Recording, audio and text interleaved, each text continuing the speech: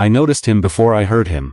That's usually how it goes when you've spent 3 years standing behind a counter, watching people walk through a door, carrying more than they let on. You learn to read a person's shoulders before you read their face.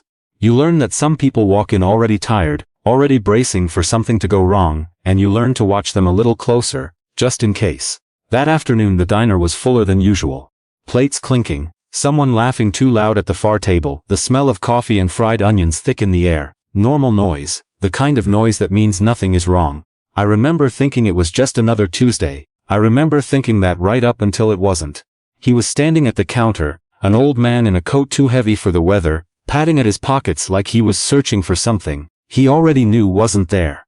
At first I thought maybe he'd dropped his keys, or forgotten his glasses on the table. People do that all the time. It's easy to explain away a small moment like that, to tell yourself it's nothing, because the alternative is harder to sit with. Then he said it, quiet. So quiet I almost missed it, the kind of quiet that comes from a person who has never had to say those words out loud before, and is ashamed that today he has to. I can't afford this meal, he whispered. Not to me, not really to anyone, just out into the air, like he was hoping it would disappear the moment it left his mouth. I didn't move. Not right away. Something about the way he said it froze me in place, and I found myself staring at his hands instead of his face, because his hands were the part of him that couldn't hide what was happening. They were trembling, not the shake of an old man's nerves, but something deeper, something closer to fear. Fear of being seen, fear of being judged, fear of what came next. And I realized, standing there, that my own heart had started shaking right along with them. There's a sound a diner makes when it's happy. Forks against plates, the low hum of conversation, laughter rising and falling like it belongs there. And then, there's the sound a diner makes when something breaks that rhythm. A single fork hit the floor somewhere behind me, and it felt louder than it should have, like the whole room had been waiting for a reason to go quiet. And that was it. I don't know who dropped it. I never found out, but I remember the way the sound hung there unanswered, because nobody moved to pick it up. Every eye that had been busy with its own plate, its own conversation, its own small Tuesday afternoon, slowly drifted toward the old man at the counter. Nobody said anything. That was the worst part. It wasn't loud judgment, no gasps, no whispers passed table to table. It was quieter than that and somehow crueler. It was the kind of silence that comes when a room full of people decides, all at once, that this isn't their problem to solve. I felt it settle over the diner like a blanket nobody asked for, heavy and cold, and I felt my own feet stuck to the floor beneath me. Not sure if I was allowed to be the one who moved first. I'd worked that counter for 3 years by then. I thought I understood hard days. I'd served men who just lost their jobs, mothers counting coins for a child's birthday breakfast, teenagers who hadn't eaten since the day before and tried to hide it behind a menu. I thought I'd built up some kind of armor for it, some way of watching pain walk through the door without it reaching all the way into my chest. But standing there, watching an old man's hands shake over a few dollars he didn't have, I understood that I hadn't seen everything, not even close, because this wasn't just about a meal. I could feel that much, even before I understood why. This was about something older, something heavier, something he was carrying long before he ever walked through that door. I didn't know his story yet. I didn't know her name, or what that same seat at that same counter used to mean to him. All I knew, in that moment, was that the room had gone silent, and somebody needed to be the one to break it. And whether I was ready or not, some part of me already knew it was going to have to be me. He wasn't a stranger to me. That's the part people don't always understand when they hear this story. By the time that whisper left his mouth, I had already known him for almost a year, in the quiet way you know someone whose life brushes against yours every few weeks, and then disappears again. He always sat in the same corner booth, the one by the window that nobody else seemed to want. I used to think it was just habit, the way people fall into patterns without noticing. But looking back, I think he chose that seat on purpose. It gave him a view of the door, and maybe that mattered to him more than I understood at the time.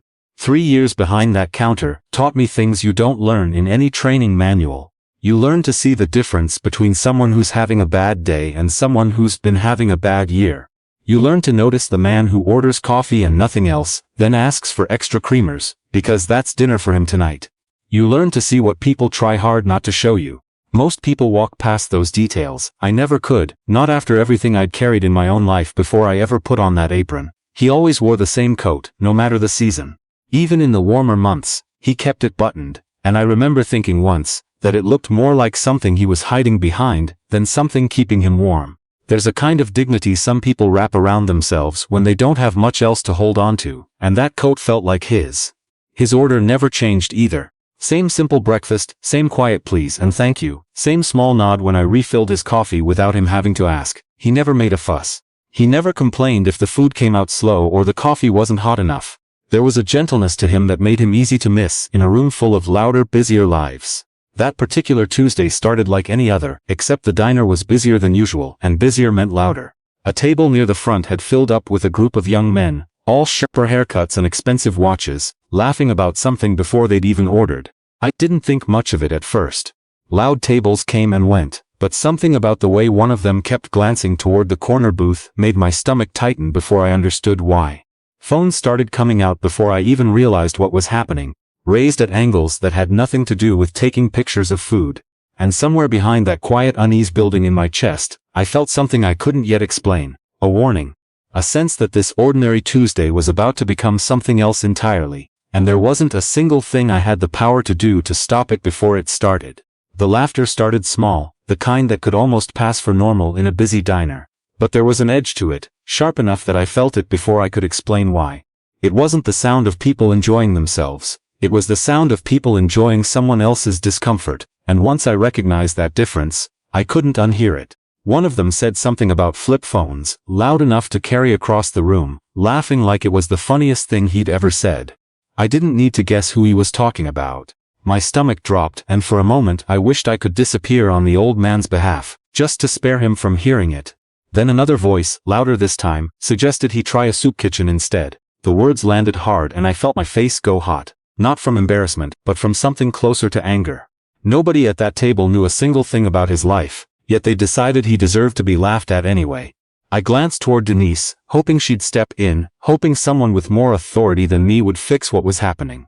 But her eyes weren't on him. They were scanning the room, worried about the noise, worried about complaints, worried about everything except the man being humiliated at her own counter. Somewhere in that moment my grandfather's face came to me, uninvited. I remembered him in his final years, proud and quiet, hating to ask anyone for help even when he needed it badly. I remembered how small he used to look when people rushed past him without seeing him at all. And I understood, all at once, that I was watching that same kind of quiet suffering happen again, right in front of me. I looked around the diner, waiting for someone, anyone, to say something. But every table had gone still in the worst way. Heads down, eyes on plates, forks moving slower than before. Nobody wanted to be the one who noticed. Nobody wanted to be involved. His eyes never left the floor, not once. He didn't defend himself. He didn't ask them to stop. He simply stood there and absorbed it, like a man who had learned, painfully, that silence sometimes hurts less than fighting back. That was when it hit me. Silence wasn't neutral. Silence was its own kind of cruelty, just quieter, easier to hide behind, and I realized I had a choice to make, one I couldn't put off any longer. Something in me finally decided to move. Before I could reach the counter, Denise caught my arm and pulled me aside. Her face had changed. The worry that had been about the scene, about the noise, about what customers might think, had shifted into something softer. She lowered her voice and told me something I wasn't expecting to hear. She said this was their place, his and his wife's. 6 simple words, and yet they landed heavier than anything the young men at that table had said all afternoon. I felt the ground shift a little beneath me. The way it does when you realize you've misunderstood someone the whole time you thought you understood them. Denise explained quietly that his wife passed away 6 months earlier, that this diner, this same corner booth, had been theirs for years before that. Every Tuesday, they used to come in together, order the same simple breakfast, and sit by that window talking about nothing and everything. She said he kept coming back alone because it was the only place that still felt like she was there with him. Suddenly, his silence made sense in a way it hadn't before. He wasn't confused about where he was or why he kept returning. He wasn't lost. He was still loving her, in the only way he had left, sitting in the seat that still held her memory. Denise told me one more thing before I finally walked over. His eyesight had been failing for months, and he was too proud to ask anyone for help with it. That was the truth behind the miscounted cash in his hand, coins and bills he couldn't fully see, pulled from a wallet that had never once come up short before her passing. I thought about how easy it had been for a room full of strangers to judge him without knowing any of this. How easy it is for anyone to look at a person's worn coat, their trembling hands, their quiet mistake, and assume the worst instead of asking why. When I finally reached him, he looked up at me, his eyes tired but gentle, and he apologized quietly, almost embarrassed to be seen at all. He said he just wanted one more Tuesday like the old days, back when things were simple, back when she was still beside him in that same booth. Everything I thought I knew about him fell away in that moment, He wasn't just an old man struggling to pay for a meal. He was a husband still showing up for love long after love had left the room. And standing there I understood that some kinds of grief don't get smaller with time. They just get quieter and harder to see unless someone finally stops long enough to look. I could have quietly told him not to worry, could have handled it at the register where nobody would notice. That would have been the safe choice, the kind that fixes a problem without asking anyone else to be brave. But something in me refused to let this stay quiet. I didn't just pay for his meal. I pulled up a chair beside him, right there in front of everyone. I told the room, gently, that his meal was taken care of, and that everyone deserved a seat at this table, no matter what they were carrying with them that day. My voice shook a little, but I didn't stop. I wasn't trying to embarrass him or make a spectacle. I just wanted the room to understand what I now understood, that dignity shouldn't come with a price tag. Before I even finished speaking, a stranger from another table stood up. I hadn't noticed him before, an older man sitting alone near the window, someone who'd probably watched the whole thing unfold in silence like everyone else. But now he was on his feet, his voice steady and calm, and he said something I'll never forget. He said, "Some of us remember what love looks like." Those words did something to the room that nothing else had managed all afternoon. The words silenced every table, every conversation, every uncomfortable glance. It wasn't loud, it didn't need to be. It simply reminded everyone in that diner what they'd been forgetting, that kindness costs nothing, and cruelty costs everything. One chair scraping back became two, then three. A young mother a few tables over quietly offered to cover his next few visits, telling Denise she'd leave money at the counter for him. An older woman reached over and gently patted his shoulder as she passed. It was small, but it spread, the way warmth does when it's finally given permission to. And then there was the table that had caused all of it in the first place. I watched Chase and his friends slip out without a word, no smug remarks, no last laugh. Just quiet, hurried steps toward the door, shame written plainly across their faces in a way their loud voices never could have hidden. I looked back at him then, at the man who'd whispered those words that started everything. His expression had shifted, slowly, from fear to disbelief, and finally, to something softer. Something like grace settling over him, the kind that comes when a person realizes, maybe for the first time in a long while, that he hadn't been forgotten after all. It's been a few months since that Tuesday, and something has changed in the way I do my job. I find myself watching the door now, not out of habit, but out of hope. Hope that a certain old man in a coat too heavy for the weather will walk through it, and I'll get to pull out his chair and pour his coffee before he even has to ask. He comes in every week now, same corner booth, same simple order, but something between us shifted after that day. He doesn't just nod anymore when I refill his cup. He talks a little, tells me small pieces of his life he never used to share, like he's finally decided it's safe to be known. A few weeks after everything happened, he brought a photo with him, a little worn at the edges, tucked carefully behind the plastic of his wallet. He showed it to me quietly, almost shy about it, a picture of his wife from years ago, both of them younger, both of them smiling in a way that made the whole diner feel warmer just looking at it. He told me, in a soft voice, that she would have liked me. Not long after that, I found a note left under his coffee cup one morning, folded small, like he wasn't sure I'd notice it. It simply thanked me for seeing him that day, for treating him like he still mattered. I kept that note. I still have it, tucked in a drawer at home, because some things are too important to throw away. I think about that Tuesday often, and what it taught me about kindness.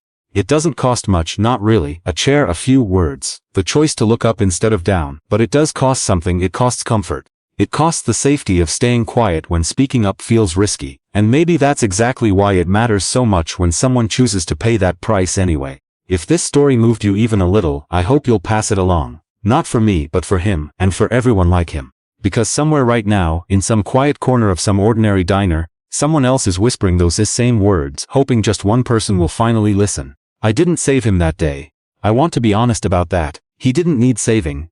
What he needed was to be seen, to be remembered, to be treated like he still belonged somewhere in this world. And in trying to give him that, I think he ended up giving me something back, a reminder of what it really means to notice the people everyone else has learned to look past.